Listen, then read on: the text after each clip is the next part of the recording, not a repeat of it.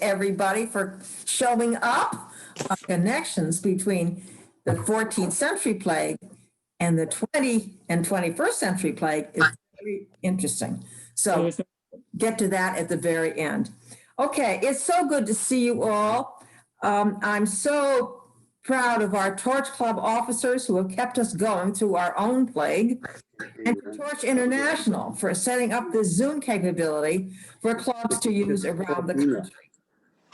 I would like to welcome my dear friend Noreen Haas, who is past president of the International Torch Association, and she's visiting from Frederick, Maryland, where she has also been president of their local club. So I'm glad to have you here. That's right. Wave, Noreen. She did. Oh, great. Okay, good. Very good. Okay, Dave is our photo guru.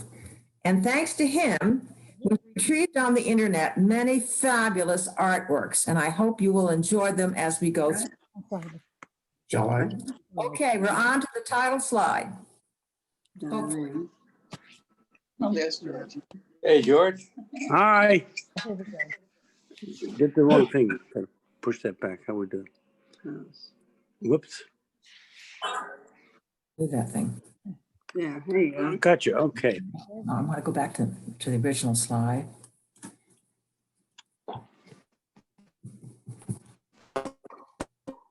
Okay, we've entitled our talk, The Bubonic Plague of 14th Century Europe. I'll get to why we chose that particular time period in a minute. It's by, I did some of the writing, but Dave has been, it's just really a great effort. He thought it would be fun to put our English names in. My original name before I was married was Ann Voss Horsfall, and David Alden Thomas was his. And he made a guess that presumably we're about 25th generation descendants of 14th plague survivors in England. I like to think maybe you could think about your own background, and if you have European that going that far back, maybe your ancestors had the plague also. We have decided that we have those descendants, and I bet many of you are. We used many sources, including the internet, of course, which is wonderful, and Barbara Tuchman's A Distant Mirror. However, here are two others and our main sources. We include them here because of the wonderful artwork on each title page. Look at that picture. Okay, the book is called The Great Mortality. The scholar is named John Kelly, and it is a fascinating book. It's relatively new, and I chose it because it was easy to get to, for one thing, and because he's so, it had such good reviews. The plague was originally called at that time The Great Mortality because everybody died. Got it. And if you look at the picture of the front cover, there, of course, is this naked lady lying in the lap of a skeleton, who of course represents death. Okay. Our other big source was from the Great Courses offering of 2016. You know about Great Courses, of course. I saw that Mike Levitt is here. He knows all about it. The lectures by, her name is Dorsey Armstrong. She's a PhD, and she's a scholar of medieval, especially medieval Europe. Her title of her book is called The Black Death, the World's Most Devastating Plague. Oh, we thought the picture was extremely interesting. The human beings represent different walks of life. There's a soldier there. We're not sure who that is, maybe just a peasant. And over here, a religious figure. And of course, in between, death represented by the skeletons. Now, leave it on. When Ann A. Thomas, she's, by the way, a very good friend, and the other Ann Thomas, we get each other's mail all the time, as you all know. She asked us to give a torch paper on the bubonic plague. Dave and I were intrigued. The more we studied, the more interesting it became. It upended medieval society and eventually led to the Renaissance. The plague was so widespread around the world and kept reoccurring that we decided, for the purposes of a single paper, to focus on the plague of 14th century Europe. In other words, we could have a time frame that we could get our hands around in a single paper. The time frame is, believe it or not, very short, 1346 to 1353, only 7 years before it began to die out. It came again, of course, over and over again, but the highlight were those 7 years. Okay. This is a very famous painting, famous because it's original exactly from the time period. It was done between about 1348 or 1350. We're not sure which date, but it shows what was going on. It's not exactly what I would call a great work of art, but until you look more closely, it really is. You see the burials on the right, people bearing coffins. You see the grave givers down in the middle, up in the upper right and down in the middle lower there. And then other people from all walks of life bringing coffins to be buried. So you see religious people, you see soldiers, you see peasants. Everybody was sick. The plague killed about 30 to 50% of the population of Europe in 7 years, as I have said. I had no idea what caused it, how it spread, and how to cure it. The bodies piled up and they ran out of space to bury them. A little bit like some of the problems we've had with coffins had to be stored in refrigerator trucks, as you know, recently. The bodies were stacked in layers like lasagna. Those are their words from that time period. Lasagna was very popular then, as it is now. Men, women, children, whole families in a single day. Try to imagine the horror of it. Dave and I have compiled copies of several medieval paintings which still exist and are archived. We are impressed with the quality of the paintings and that they have been preserved. Actually, there are far too many for this talk, but we encourage you to study the ones we have here for you, and then if you are interested, go online to see many more. All right, this paper has 3 sections. Number 1, the source and the spread of the plague. Number 2, the impact on European society. 3, potential outcomes. The source and spread of the bubonic plague, we'll start with that. The bubonic plague got its name from its symptoms. That's really disgusting, but you need to know them. The development of buboes, large swellings of the lymph glands in the armpit and the groin. A common name for it at that time was the Great Mortality, as I've said.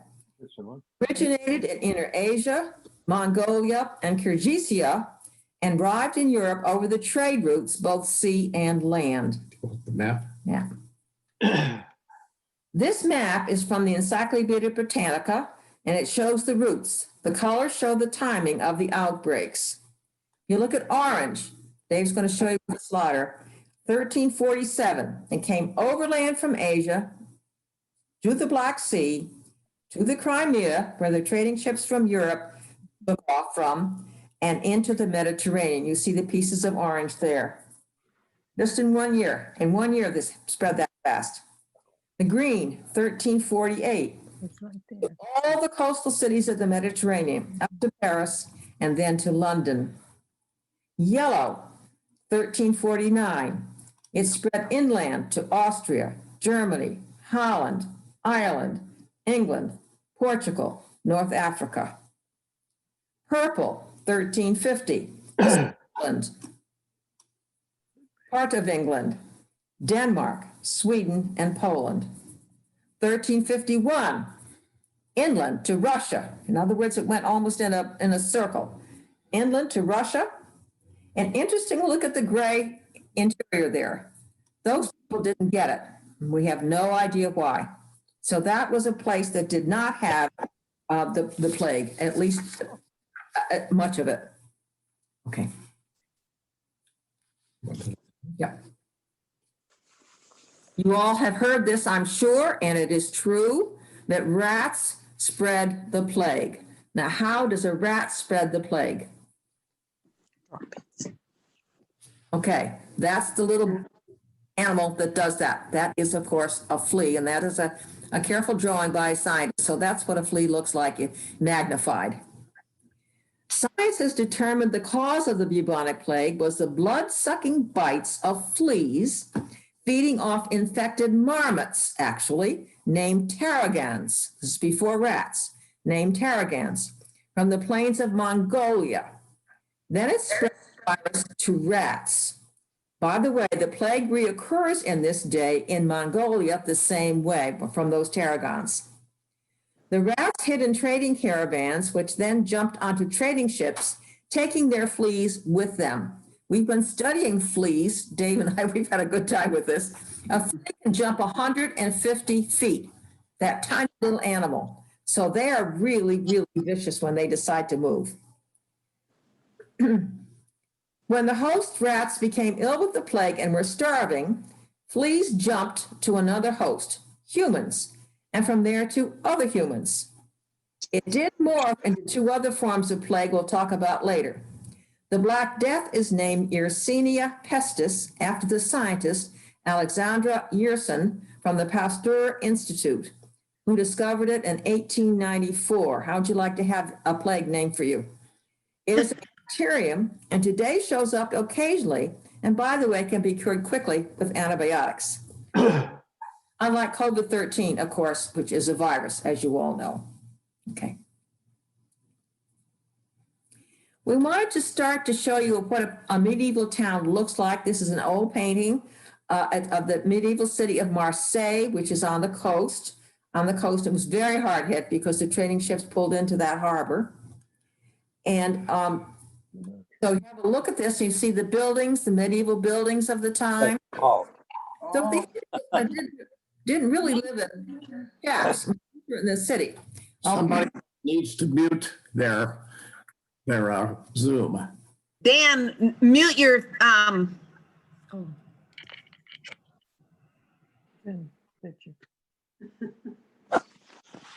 Okay. All right. And this, of course, is a plague painting. You see all the bodies in the streets. So it's a very unpleasant painting. There are three forms of the plague. The original form was the bubonic, named for the symptoms of the swelling of the buboes. I've told you about those. The swelling could reach the size of an apple or an egg. Blood and pus leaked out of these swellings, and the victim had a host of other symptoms: fever, chills, vomiting, diarrhea, terrible aches and pains, always followed by death, but not always, but almost always. The buboes turned black, hence the common name, the Black Death. That's why there are many different names to it. And occasional victims survived, as I said. A second form, much more virile, was the pneumonic plague, which is a severe lung infection. It's like pneumonia times 20. The third form is septicemia, where the infection is in the blood. They were spread by airborne droplets and were always fatal. The story goes, sick in the morning, dead by night. So it morphed into a disease that could be spread through the air from person to person that way. And that's one reason it took off so fast. At the time, there was no knowledge of the causes of the plague, although the best minds of the age worked hard to try to understand it. Medieval Europe, life in medieval Europe was not always easy. The term medieval is from the Latin medium aevum.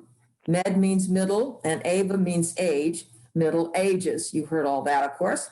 They lasted for 1,000 years, from the fall of the Roman Empire to the Renaissance, around 500 AD to 1500 AD. Gradually, society developed into a rigid social and economic system named the feudal system. It consisted of 5% of the population at the top, which were the nobles and the knights, who protected the land and the people from invasion, 10% the Catholic Church, and 85% those who did all the work, the workers and the farmers. The scholars use a shorthand for this triangle: those who fight, those who pray, and those who do the work. Feudal society is often diagrammed in the shape of a wide pyramid. At the very top is the king, next the nobles, then the church, then the rest of society. The nobles and the church owned much of the land, and the workers paid rent to live on it. The rent was a percentage of food and products for the nobles and the church. The rest they were allowed to feed themselves. The church also had vast land holdings, and the peasants paid a tithe to the church. The church had a stranglehold on society, much based on the belief in a heavenly afterlife and the concept of original sin. Only through the church could one have an afterlife, and life was, quote, nasty, brutal, and short. Okay. The impact of the plague on medieval society, the second part of our talk. This is known as the Danse Macabre. By the way, there were many paintings or drawings called the Danse Macabre. Dance being, of course, a dance, and macabre being death.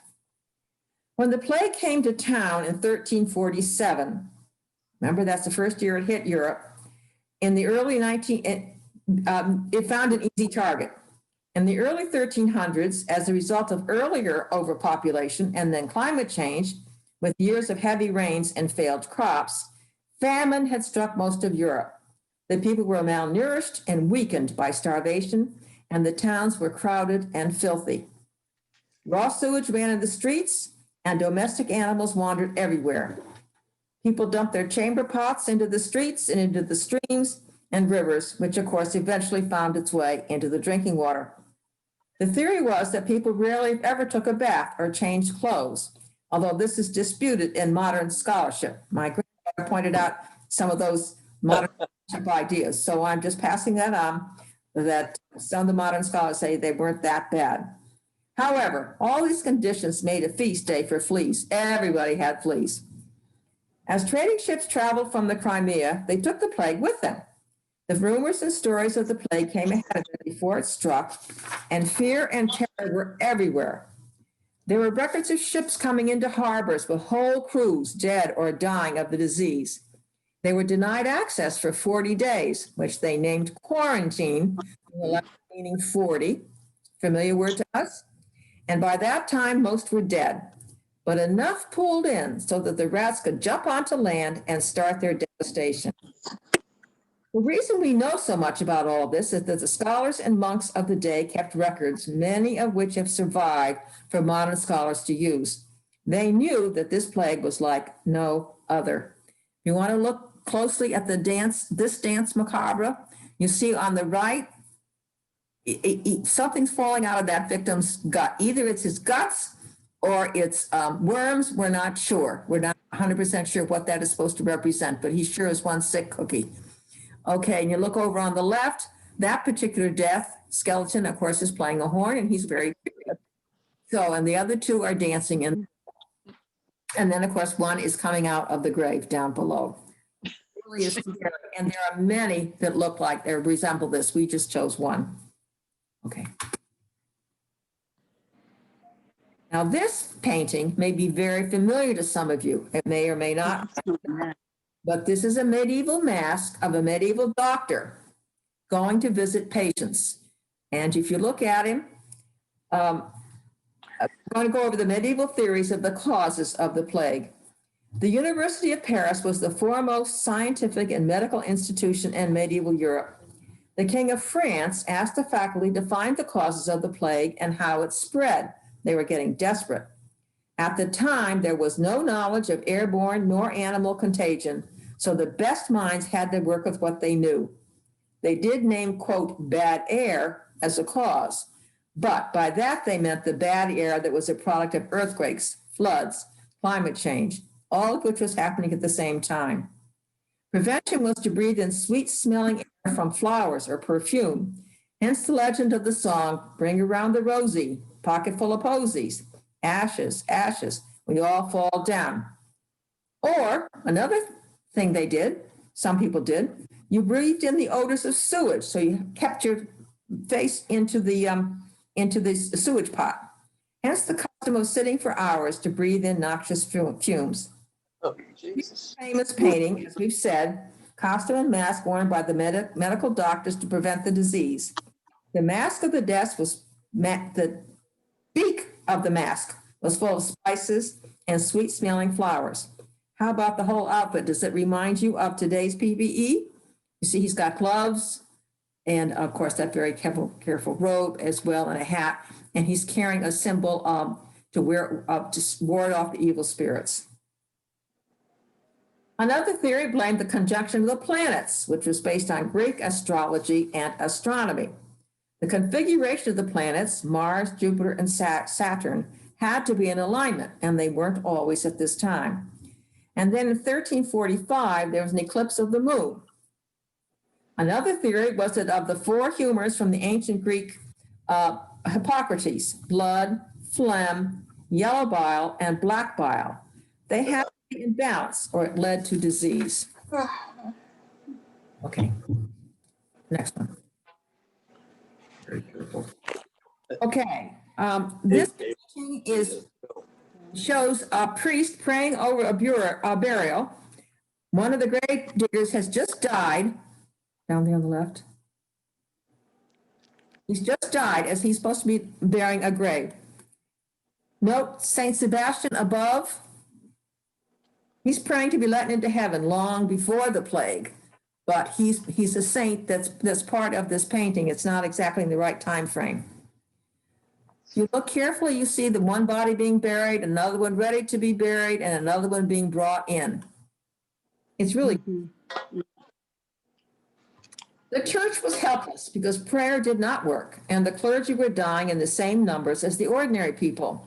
The deaths became so numerous that the priests could not deliver last rites, and they had to resort to praying over the mass graves. At one point, the Pope consecrated the Rhone River, so bodies could be dumped there as if they had received the last rites. This is the Pope of Avignon. They even, would you believe, allowed women to give the last rites in desperation. The records are full of the horror stories of hundreds of bodies piled up on the streets. You never knew when you opened your door in the morning how many bodies would be lying out there. The stench of decay was everywhere. Families deserted each other. Parents even deserted their children in a rush to get away. The clergy abandoned the dying, as did the medical doctors. There was, however, a guess among people that personal contact was the cause. They had no idea about airborne bacteria, but they could see that if you didn't have a lot of people around you, you were less likely to get the plague. Therefore, the wealthy moved to the countryside when they could. This idea led to the famous book Decameron, written in 1353 by Giovanni Boccaccio, who lived 1313 to 1375, right in the middle. He lived right through the plague. He, by the way, obviously survived. Okay. All right, there are many illustrations and paintings of Boccaccio's works. We chose this one reason because it's so easy to describe, and you can have a look at it. This shows the beginning of the story of the Decameron, when 7 rich ladies went to church to pray and plan how to escape the plague. They agreed they needed some guys to join them, so they invited in 3 of their boyfriends. They became the 10 young people from Florence, Deca means 10, who fled the city to the countryside and spent their hours telling stories to each other. They told 100 stories, taking turns. The stories are funny, bawdy, sad, irreligious, and have come down to us as a slice of life at the time of the plague. Boccaccio wrote in vernacular Italian so regular people could read it, one step in the beginning of the Renaissance. Boccaccio was very influential on other writers. He was an important influence on Geoffrey Chaucer. Brenda and I were just talking about that a couple of days ago. He was an important influence on Chaucer, who lived 1343 to 1400, who was a child during the plague, and obviously he survived. Some of the Canterbury Tales are based on the Decameron stories. In case you're interested, the Canterbury Tales dates are 1387 to 1400. So just after after the height of the bubonic plague in Europe. Okay, next. Okay, what are you going to do about it? There are a lot of ideas, none of which, of course, were any good, but there were a lot of ideas. One was self-flagellation. Now, if you look at this rather gross picture, you look at it carefully, these guys are whipping themselves on the backs. So they started to march through town, led by religious symbol of some sort or other, whipping themselves. And the idea is that they Okay. cure themselves from the sin, and they could cure the town as well. The next one is even worse. The burning of the Jews. As fear gripped the population, hysteria and conspiracy theories took over. Conspiracy theories sound familiar? One reaction was self-flagellation, as I've told you. The idea took hold and became popular for a time. The church condemned it, and as the plague began to subside, so did the flagellation. However, a much more devastating theory was that the Jews were poisoning the wells, and that was the cause of the plague. Jews were rounded up and tortured until they confessed to the poisoning. Then they and their neighbors were burned to death. The fact that Jews contracted the plague also did nothing to soften this conspiracy theory. It was true, however, that the contagion rate was somewhat lower among the Jewish population, probably because they are forced to live in separate communities apart from the main population. Also, it is possible the custom of thoroughly cleaning of the home at Passover time and the requirement to get rid of any grains with leavening agents called chametz helped to keep the rats at bay. Those are two ideas. Nevertheless, the Jews still died of the plague. As most of you know, the church at that time continued the old practice of forbidding the earning of high interest from the borrowing and lending of money.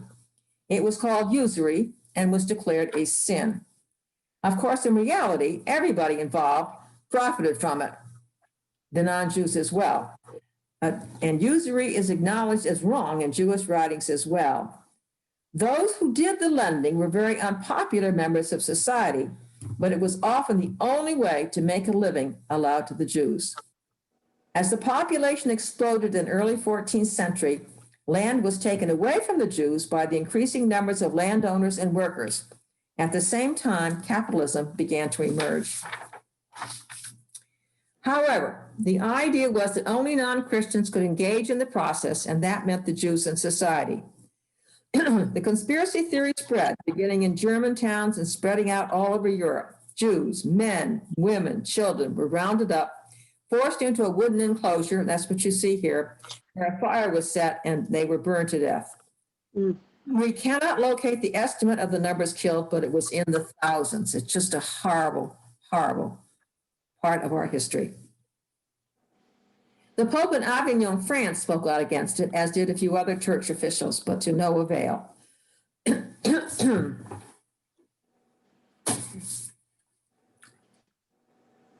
That's water she's drinking. It's not Jim. Another not so gruesome story not so gruesome story. This is a happier story, I guess. Was told to us by Murray Bradley, and the visit he and Page made to Eyam, a small village in England near Sheffield. When a resurgence of the plague hit in 1665, the villagers, led by a local church minister, agreed to quarantine themselves to protect neighboring towns. The nearby Earl of Devonshire organized food distribution to Eyam, leaving food outside at an agreed perimeter around the village. The locals picked it up and fed the town. This worked, and the plague did not spread beyond the town. However, 260 villagers out of 700 perished, and today Eyam is known as the Plague Village. Okay. This painting may be familiar to some of you. It is very, very famous. It's Peter Bruegel. It was actually painted in 1562, about 200 years after the beginning of the plague, or the recurrence of the plague in Europe. It was painted in the Netherlands. Where it is. Strongly influenced by Hieronymus Bosch, who was an earlier painter. It's very famous. It resides in the Prado. It was painted, as I said, by Peter Bruegel the Elder from the Netherlands. It is used in our history graduate courses today, and treatises have been written about it. Here, because it is a brilliant work of art showing the devastation of the plague, albeit 200 years later, when the plague had made a comeback. The theme is called, would you believe, the Danse Macabre, Dance of Death, which was popular in medieval art. Death is represented as a skeleton, and every type of person in medieval Europe is shown. Death is a great equalizer in society, hierarchical. We are guessing that many of you have seen it as it still shows up in today's art, such as Monty Python and the Holy Grail. It consists of several scenes, and we will concentrate on a few. The main idea, of course, is that death cannot be escaped by anyone. It is horror at its most exposed. This is how the people view the plague, their helplessness to survive it, and the selfish ways people dealt with it. Please take a closer look. King and wealth. Look down the lower left corner. See? The king gets it. He dies. If you look closely, you can see the death is the skeleton dressed sort of in a king's armor, reaching and getting his money. He's taking out his money didn't save him. Right? Here we have a lady, a peasant woman who is dead, holding her baby, and the dog is coming and eating her baby. Okay, the Crusaders. The church can't do anything either. Those are Crusader shields coming with who's behind them? Skeletons. All coming because there's no way the church or religion can save you. Look at the lower right. This troubadour, see, he's pretending that things aren't so bad. He's singing a song to his lady love who's right there. Look over her shoulder. There's a skeleton playing a lyre. Look at the table, the round table to the left there. That's the gambler's table. That doesn't help you out either. You look up in the background of the painting, way in the back, everything is burning. The whole society, all villages, all buildings are burning. So the sky is full of smoke and fire. It's really very depressing. By the way, while you're looking at this, let me add here a contemporary note from a DC police officer on the Washington Post front page last week. He was describing the insurrection at the Capitol on January 6th.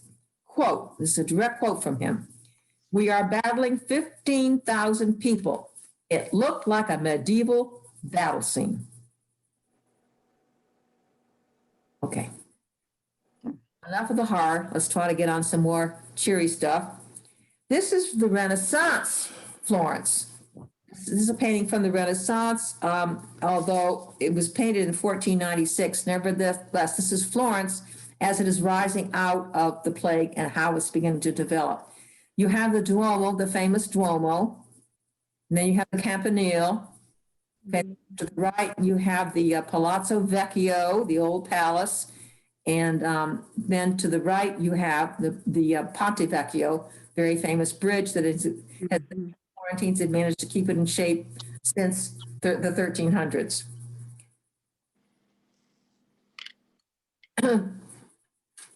The plague and its aftermath gradually led to a huge change in European society. It became known as the Renaissance, rebirth. We must not oversimplify, so be careful not to do that. However, it is for sure that the roots of the Renaissance are complicated, but they lie in the plague. This painting is of Florence in the 15th century. You can see the Duomo and its campanile, the Palazzo Vecchio and the Ponte Vecchio, as I have said. The Florentines have restored and maintained these important buildings, and they are a centerpiece of Florence, and those of you who've been there have certainly seen them all. Mm-hmm. However, what happened was, as the population in Europe declined, remember, from the plague, between 30 and 50%, society inevitably changed. The first and most obvious was the end of the feudal system. With the workers dead, those who survived, those who were still working, became vital to the production of the land and food. The peasants started to demand higher wages, would you believe? You ever heard that story? When you're short of labor, they can ask for more money. The landowners had no choice but to pay them or starve themselves. Heaven forbid that they do any work. With more income, the peasants moved into the higher levels of society. They had time to be more educated and learn to read. They began to marry up. Some of the daughters of the nobles who were all of a sudden poor They married a rich peasant who had now had some money. They became landowners themselves. The old pyramid structure, remember the pyramid structure now, the old pyramid structure began to crumble. The church lost its hold on society for many reasons, but since it was unable to curb the plague, more and more people lost their faith. This led inevitably to the Protestant Reformation and a huge upheaval in the Christian religion in Europe. Much of the literature began to be written in the vernacular, so it could be read by the ordinary person. This, of course, included the Bible, the most read work. This led to the explosion of ideas in literature, science, art, and religion. You're looking at it. The printing press was invented by Johannes Gutenberg in Germany around 1440, about 90 years after the first plague hit Europe. The written word was then spread to all. All of this took time, of course, and did not happen overnight, but Europe was fundamentally changed. Okay, David. We conclude with this fabulous statue of Michelangelo. He originally stood in the Signoria Square at the centrist of the Palazzo Vecchio, which is in our Renaissance scene of Florence. He was, by the way, removed indoors in 1873 to the Art Museum Galleria dell'Accademia for safety. A replica, not a very good one, stands outside in his place. He's the epitome of humanism of the Renaissance, realistic, strong human body demonstrating victory over evil. Such a stark contrast to the medieval concept of humanity. Go back.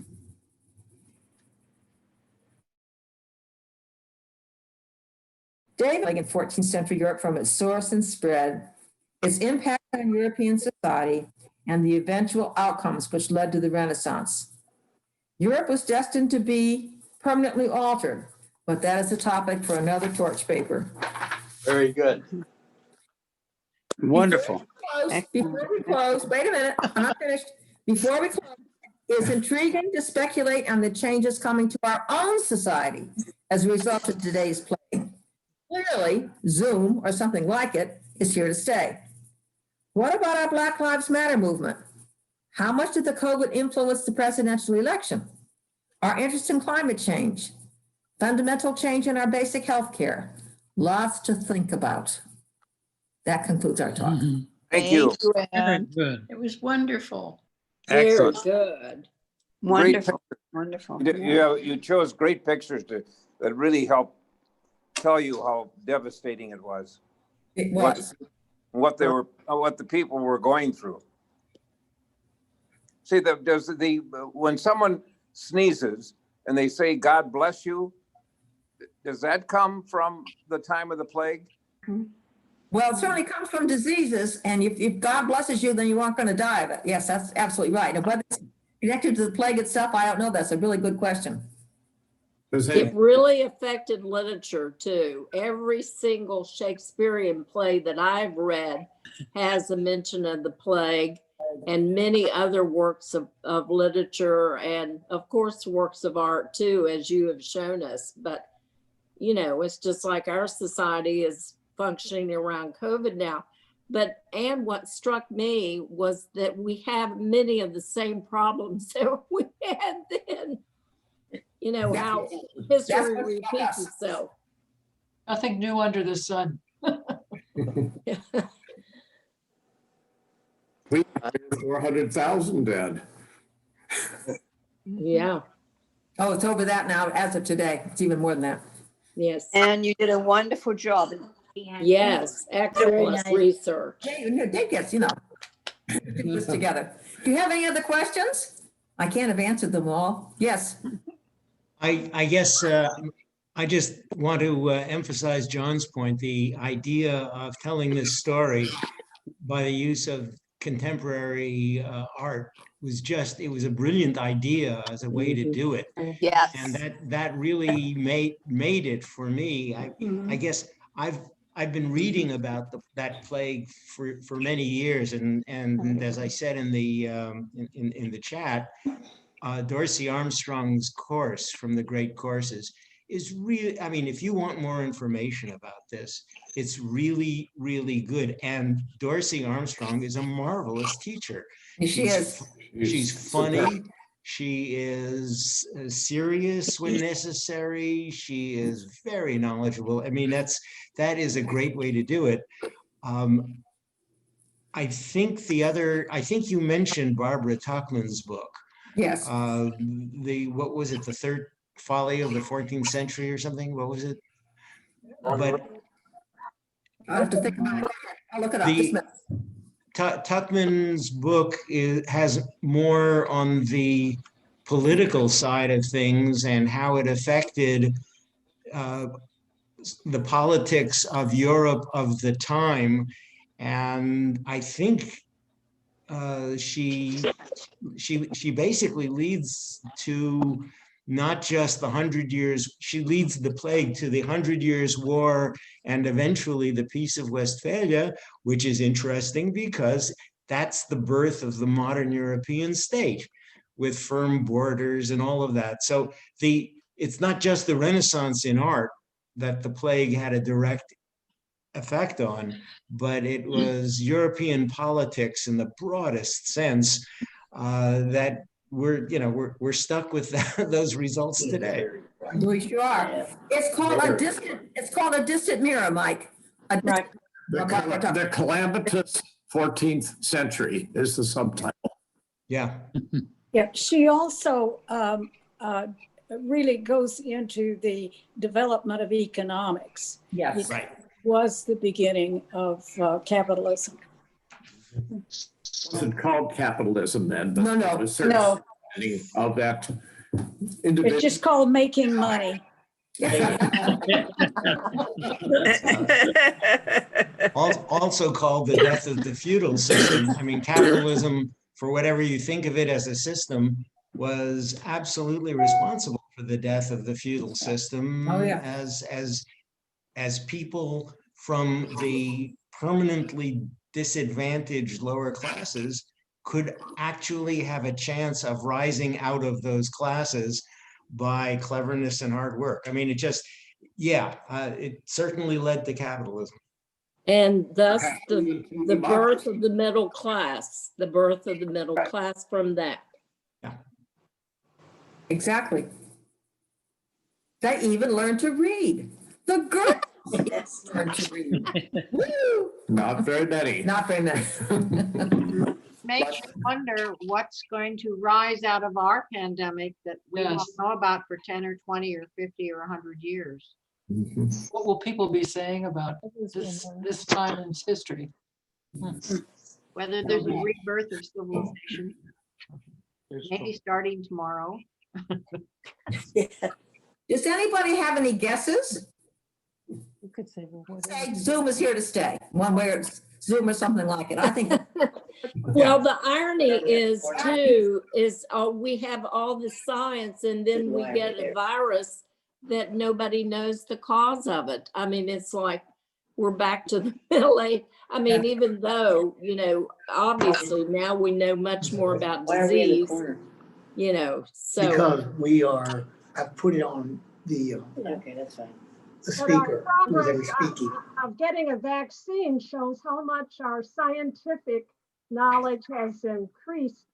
And Yes. so that's really not really that we did. I mean, we quickly came around, but a lot of our wherewithal to get things moving didn't work as well as the scientists' discovery did. The other thing, I'm not really guessing, but listening to like some people on National Public Radio talking about a couple of people that I've listened to talking about some of the effects of the pandemic. One of the things they said is so many people working from home and using Zoom.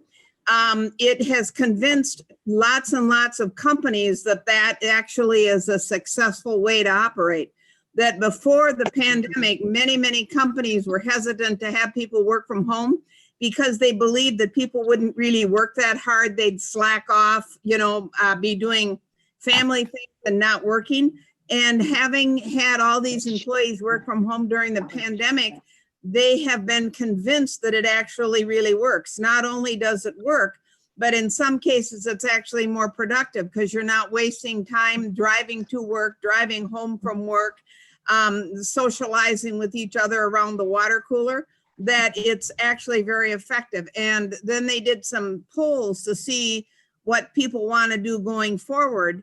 And most people want to do some kind of combination of working from home and, and virtually. They, just a very small minority want to really go back to work in person 5 days a week. There was quite a large percentage too that wanted to do all virtual. So they think that's going to be one thing that's going to change. I know. Then it's going to affect the real estate market, as far as commercial real estate, that's going to be affected. Another thing they said are all these big shopping malls are starting to die. In the 1950s, all of the shops were downtown, and then you saw them move out to the suburbs and these big malls, which were the death of the downtown areas and lots of big cities. Well, now they said all these shopping malls are dying, and around the country, some of them just died. And they said that they probably are going to have a lot more like online shopping. And they were talking about what they were going to do with the buildings. And like Amazon talked about buying a couple of the malls to use it for their storage facilities. But that doesn't work so well because of the structure. They need a big flat area, so they might buy these up and then demolish them. But it was interesting. And then the other thing they talked about was education, that Zoom is actually, although for the grade school kids, it's not very effective, but college students do fine with Zoom. And it's actually made it easier for kids to have access to college education. And you can have people in your class that are literally from all over the world in one class. And the brick and mortar for a lot of colleges is really expensive to maintain.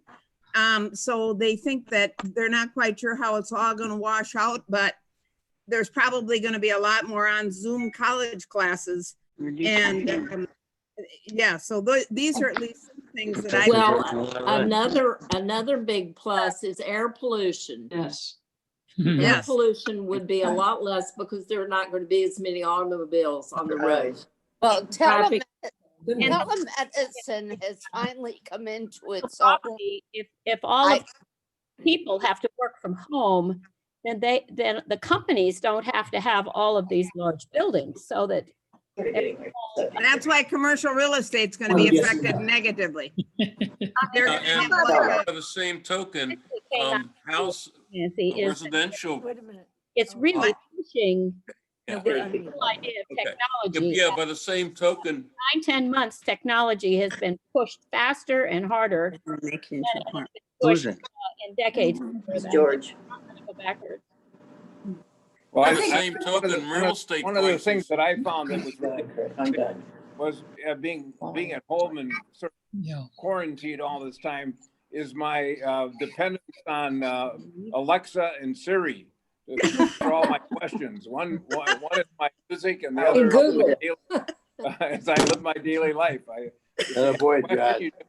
But I think socialization is so important, and you talked about the young people, the elementary school kids and the college kids. You forgot all about the middle school and high school, and that's where our grandchildren are, the ages. Yeah, mine too. They miss socializing terribly. They can. Mine do too, Beth. And well, and us adults do too. I mean, right.